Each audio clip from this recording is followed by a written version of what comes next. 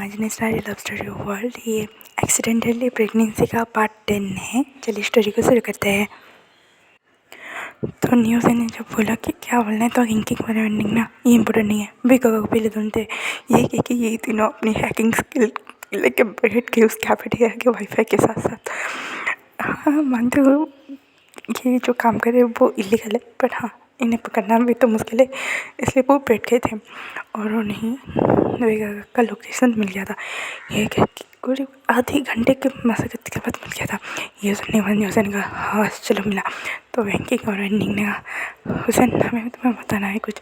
ये सुनने के बाद न्यूज़ ने कहा बाद में पहले कुछ स्नैक हो जाए, क्योंकि दोपहर से बैठे थे, बातें हो गई है, ये काम भी हो गया और इतना सब होने के बाद अब तो शाम के 5 बज रहे हैं, मुझे तो अभी बहुत भूख लगी। ये सुनने के बाद बैंकिंग और वेंडिंग ने भी कुछ नहीं कहा और न्यूज़ को लेके पास ही के एक रेस्टोरेंट में चले गए। उन्होंने खाना ऑर्डर किया। न्यूज़ अपना खाया जा रहा था, बैंकिंग और वेंडिंग की शक्ल पे दिख रहा था भाई अब कांड होगा, अब कांड होगा, क्योंकि उन्हें पता है कि उन्होंने हुसैन से बात छुपा के रखी है और कितनी बड़ी मुसीबत हो सकती है ये सब सोचने में। वेंकी ने गहरी सांस ली और कहा हुसैन मुझे तुमसे बात करनी है। तो न्यूज़ ने हाँ बोलो वेंकी, मैं सुन रहा हूँ क्या वेंडिंग के बारे में है। वेंडिंग का नहीं हुसैन सीरियस है भांगी के बारे में। ये सुन के न्यूज़ ने खाना बंद कर दिया और कहा क्या हुआ है। तो वेंकी और एंडी ने कहा तुम्हें याद है उस दिन के बारे में।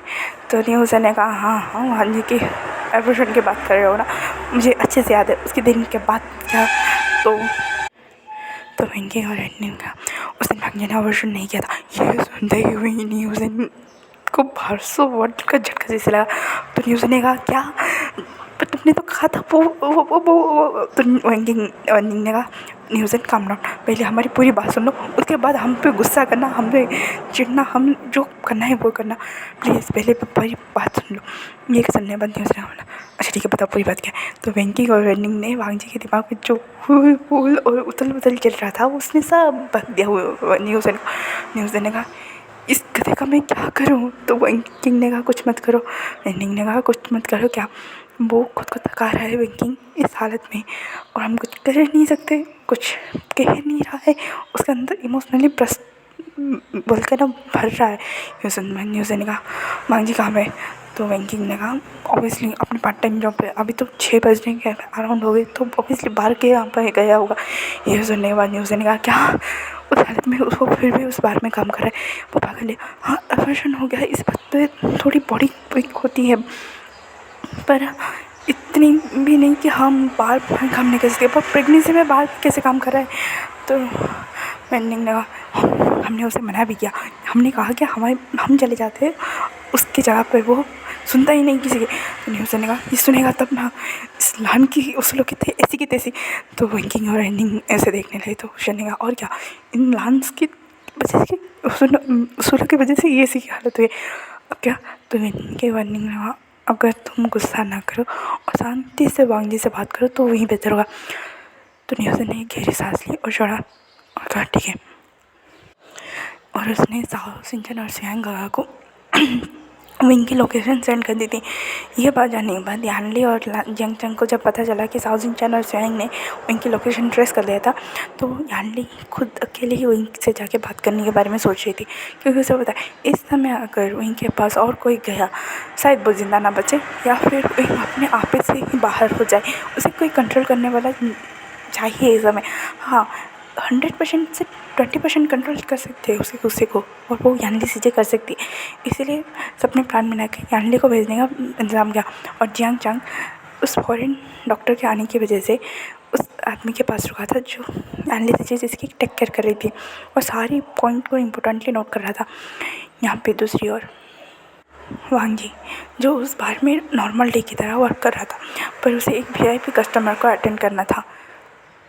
और वो VIP गाय इतना बदतमीज़ है, उसके बारे में सारे बार के बारटेंडर को पता है, पर वांगजी न्यू था इसलिए उसे हैंडल करने के लिए वो इस मैनेजर ने भेज दिया था कि और कोई बारटेंडर नहीं मान रहा था। उन्होंने तो ये भी बोल दिया था कि अगर आज उसके पास हम काम करने के लिए गए तो काम नहीं छोड़ देंगे। ये बात वांगजी को नहीं पता थी। और वैसे भी वांगजी को इस प्रेगनेंसी में जो नॉइज़िया हो रहा था, जो मॉर्निंग सिकनेस हो रही थी, और खाने में तो वियर्ड वियर्ड कॉम्बिनेशन पसंद आया था, उसका क्या कहना। पर हाँ, भांगने ने एक चीज़ नोटिस किया कि इस वर्क के टाइम पे उसे सिर्फ तभी वॉमिटिंग और नॉइजीनेस फील नहीं होता है जब वो मतलब कॉफ़ी शॉप और या फिर बाहर में अगर नॉन अल्कोहलिक ड्रिंक्स को, जैसे कि उसने उस स्पाइसी ड्रिंक्स को बनाया था, उसे स्मेल करते ही इसकी नॉइजीनेस और इसकी जो होती है ना, जो मॉर्निंग सिकनेस, वो थोड़ी देर दिनों के लिए बंद हो जाती है। ये जब बहन जी को पता चला, उसने कहा था, उसने टम्मी में हाथ रखते हुए कहा, तुम एक आपके पे बाप के ही गए हो, उसे भी स्पाइसी थिंग पसंद है और तुम्हें भी स्पाइसी थिंग पसंद है।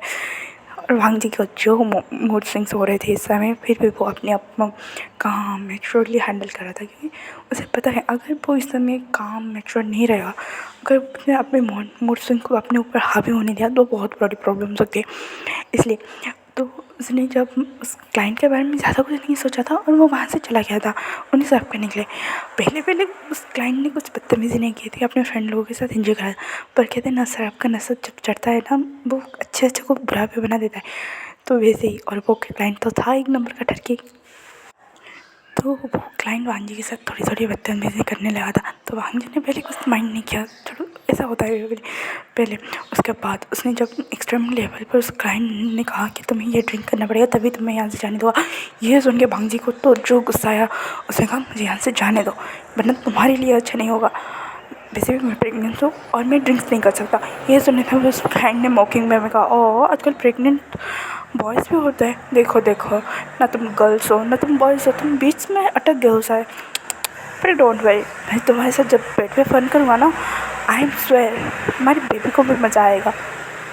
इतनी डिस्कसिंग और इतनी घिनौनी बातें सुनकर भांजी को गुस्सा आया, उसने इस क्लाइंट को एक चाटा जड़ दिया।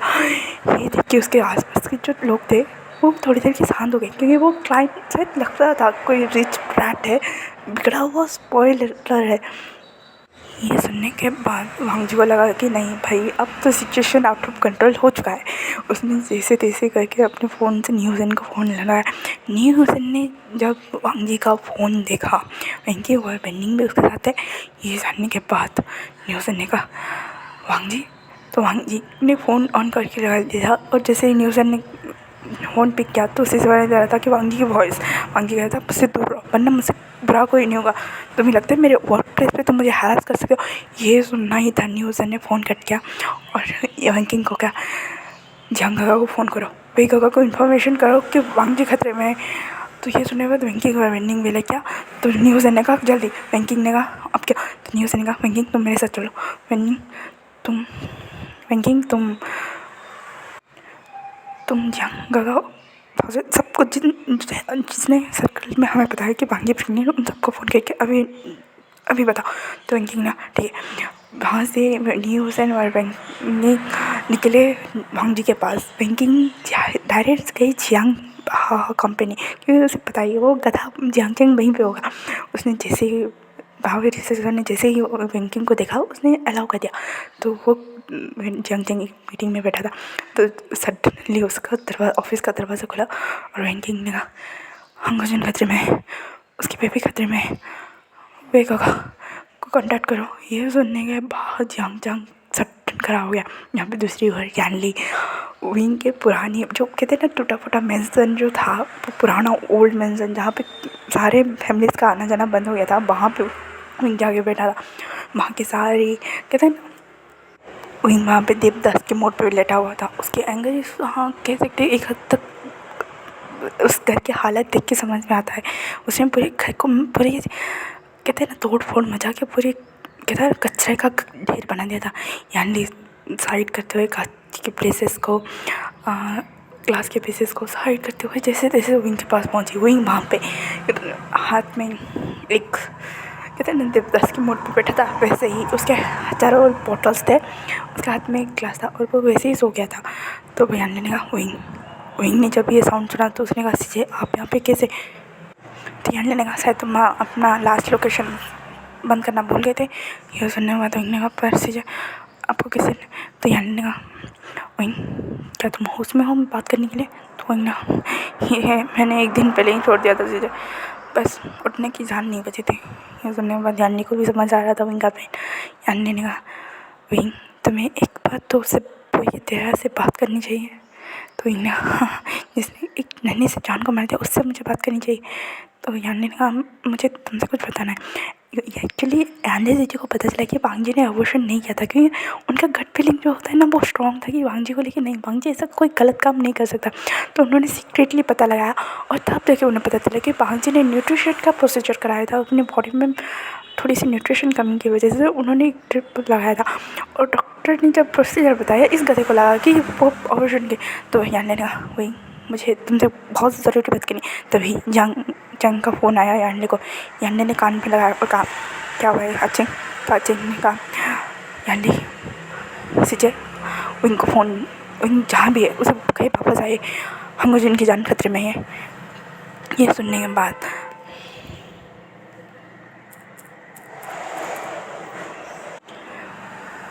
यान्नी ने कहा मतलब क्या हुआ है? तो जंग ने मुझे क्लियरली कुछ नहीं बताया, वैंकिंग ने बताया, बस प्लीज़ विंग को बताए। ये सुनने के बाद ने कहा क्या हुआ इसे? तो यान्नी ने कहा हाँ गुजन की जान खतरे में। तो विंग ने कहा मुझे नहीं जाना, मुझे बात ही नहीं करनी है उस बारे में। तो यान्नी ने कहा विंग बहुत इंपॉर्टेंट है, तुम्हें चलना ही होगा और मुझे इससे रिलेटेड कुछ बताना ना, और बोलो मत, तुम बाकी सब बाद में, पहले एक डॉक्टर हो।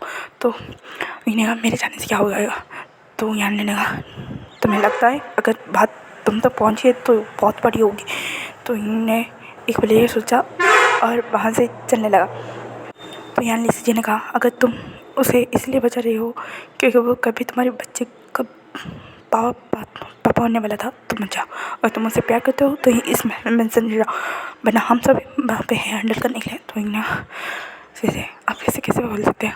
हाँ मैं उसके लिए उसके गुस्सा हूँ, पर तो यान्नी ने कहा तो फिर चलो। उसके बाद उन्हें जो गाड़ियाँ भगाई है उस मेंशन से लेके उस लोकेशन के पहुंचने तक, यहाँ पे न्यूज़न और वैंकिंग वहाँ पे पहुंच गए थे। और वांगजी अपने स्टमक को पकड़े हुए था। और उस न्यूज़न ने उस मैनेजर को बोला कि वांगजी मतलब हांगजुन कहाँ है?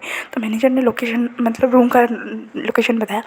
न्यूज़न ने जब वहाँ पे पहुँचा, वांगजी अपने पेट को पकड़े ही वहाँ पे बैठा था और एक लात उसके जस्ट करीब आके रोका था कि वेंडिंग ने उस धक्का दे दिया उस आदमी को। वही उस आदमी ने कहा ये क्या बदतमीज़ी है? तो न्यूज़न ने कहा बदतमीज़ी तुम्हें पता है तुमने किसे हाथ लगाया है? तो उसने कहा हाँ किसे, एक बारटेंडर को ही तो हाथ लगाया। तो न्यूज़न ने कहा तुम्हें तो छोड़ो, तुम्हें बाद में पता चलेगा तुमने किसे हाथ लगाया है। तो उसने कहा वांगजी, उसने कहा न्यूज़न बेबी प्लीज़ प्रोटेक्ट हिम। ये कह के वांगजी वहाँ पे बेहोश। तो जब न्यूज़न वांगजी को लेके वहाँ से निकलने वाला था कि वहीं जब सपोर्ट करके निकलने वाले थे, उस लड़के ने कहा इन्हें पकड़ो, यहाँ से जाने मत देना। ये सुन के उसके जो कहते ना दोस्त होते कमीने, उन्होंने भी वैसे ही किया, वहाँ से इन तीनों को जाने नहीं दे रहे थे। न्यूज़न ने फाइट बैक करने की कोशिश की, विनिंग ने भी की, पर ये लोग कमीने 10-12 लोग थे जो उन्हें जाने ही नहीं रहे थे। और वांगजी वहाँ पे बेहोश लेटा हुआ था। तभी धड़ाक से उस बार मतलब उस रूम के दरवाजे खुले, वहाँ से जांग वेनिंग यानली और साउथ इंडियन सुयांग भी वहाँ पे पहुँच गए थे।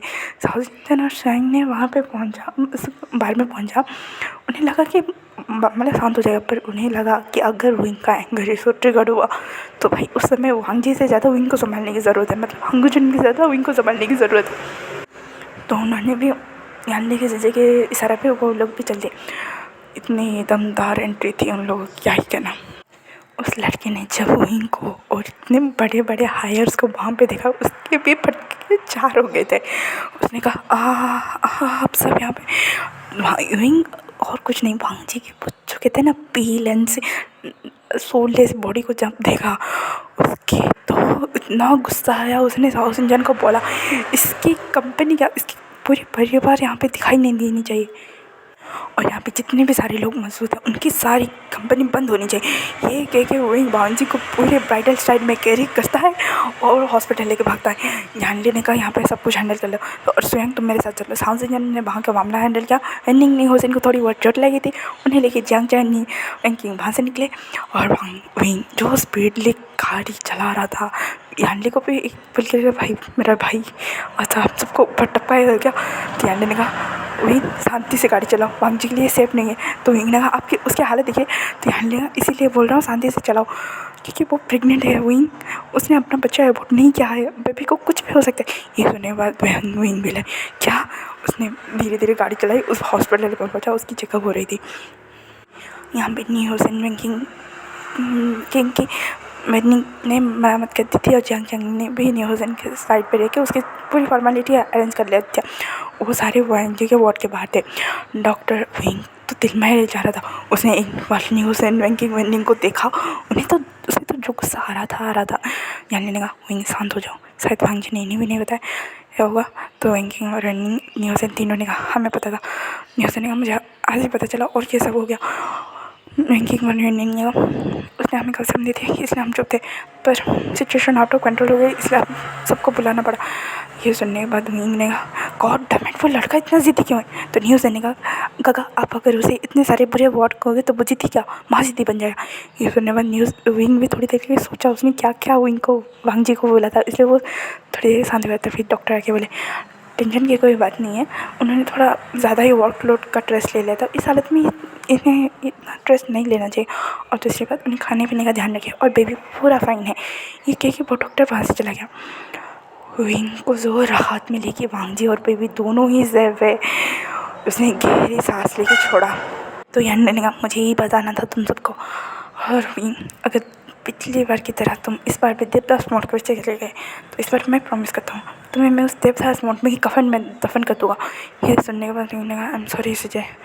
उसके बाद वहाँ पे सब लोग बैठे थे। यहाँ पे दूसरी ओर जो फॉरेन से जो डॉक्टर आया था उसने चेकअप कर लिया था नैन्सी चैन का, और जियांग चाय को रिपोर्ट दिया जाता। वो कुछ कहते हैं ना कि वो हाँ बड़े डॉक्टर आते तो बहुत मेजर इशूज़ उनसे डिस्कस किया जाता है। वैसे ही लैंड किरण का भी इशू जब उस डॉक्टर को बताएगा तो लैंड किरण के उस कौमे को बाहर लाने की उसकी जो प्रोसेस थे वो थोड़े एक्सपेंसिव थे, पर हाँ उस डॉक्टर ने कहा इस ट्रीटमेंट से वो बाहर आ जाएंगे। ये सुनने के बाद वो डॉक्टर भी चलो कहते हैं ना एक डॉक्टर की सबसे बड़ी अचीवमेंट वो थी कि वो अपने पेशेंट को ठीक कर दे। वो सुनने के बाद वो भी खुश हो गया। वो लगातार वांगजी को कॉल किया जा रहा था पर वांगजी का फ़ोन स्विच ऑफ आ रहा था। तो उस डॉक्टर ने कहा चलो जब वो सामने वाला बंदा फ्री होगा वो फ़ोन करेगा, इसलिए उसने फ़ोन को और लाइन में डिस्टर्ब किया। यहाँ पे वांगजी को थोड़ी देर के बाद होश आता है, और होश आते ही उसने अपना जो कहते हैं ना साइड टेबल पर अपनी सारी चीज़ें होना वो वहाँ पे थी, और वो वहाँ पे एक नर्स थे और कहने लगे वो आपको हो गया मैं डॉक्टर को बुला चाहता हूँ। वो वहाँ जाने के बाद वांगजी ने जब फ़ोन ऑन किया ढेर सारी मिस कॉल्स थी। तो उस डॉक्टर की जब मिस कॉल देखी उसने थोड़ा पैनिक हो गया और कॉल बैक करने लगा और कहा कि हेलो डॉक्टर अंकल ठीक है। तो डॉक्टर ने कहा तुम्हारे लिए गुड न्यूज़ है, तुम्हारे अंकल ठीक हो सकते हैं, पर हाँ ट्रीटमेंट के एक्सपेंसिव बहुत ज़्यादा है। तो वांगजी ने कहा मतलब, तो डॉक्टर ने सारी एक्सपेंसिव की लिस्ट बनाई और उसे बोल दिया। तो वांगजी ने कहा आप ट्रीटमेंट शुरू कीजिए मैं पैसे लाता हूँ। वांगजी को भी समझ में नहीं आया, उसने बोल तो दिया पर अब वो मनी कलेक्ट कहाँ से करेगा, उसके दिमाग में वही चल रहा था। तभी उस डॉक्टर है उसे चेकअप किया और कहा आप और आपका बेबी ठीक है। तो वांगजी ने कहा मुझे कौन लाया। तो डॉक्टर ने कहा आपके साथ दोस्त ले क्या है। तो वांगजी ने कहा उन्हें भेज दीजिए। तो न्यूज़ एंड बैंकिंग वेंडिंग पहले आ गए। वांगजी ने नोटिस ही नहीं किया कि पीछे भी बहुत सारे लोग थे। तो वांगजी ने तभी न्यूज़ ने कहा हंगुंजन ये कहते वांगजी थोड़ा अलर्ट हो गया। तो उसने कहा थैंक यू मुझे बचाने के लिए और सॉरी मैंने तुम्हारे इतना बुरा भी किया। तो न्यूज़ ने कहा कोई बात नहीं डिफर, अगर तुम्हारे मन में कोई डाउट होता था हमें ही पूछ लेता, इतना बड़ा डिस्टर्ब क्यों लिया। तो वांगजी ने तुमने मुझे बात करने के बारे में सोचा, तुमने तो अपनी वही काका के बचाई लेना और मेरा पॉइंट ऑफ व्यू समझा ही नहीं। तो न्यूज़ ने कहा पर तभी वही वर्षन ने कहा मुझे हंगुंजन से अकेले में बात करनी है। ये डार्क हो रहा का डांस की वॉइस सुनते ही वांगजी के जैसे पूरे शरीर में घुसबम हो गए। उसने अपने बेली को थोड़ा प्रोटेक्टिवली हक किया और कहा तुम्हारा मतलब क्या है। तो ज्ञान लेने का वही तुमसे पहले मुझे वांगजी से कुछ बात करना है, यहाँ से निकलो तुम सब यहाँ से निकलो। तो ये कहने के बाद तो सारे लोग वहाँ से निकल गए। इनको जाना नहीं था फिर भी झांगझंग खींचते हुए से वहाँ से लेके गया। तो वांगजी ने कहा आपको मुझसे क्या बात करनी है।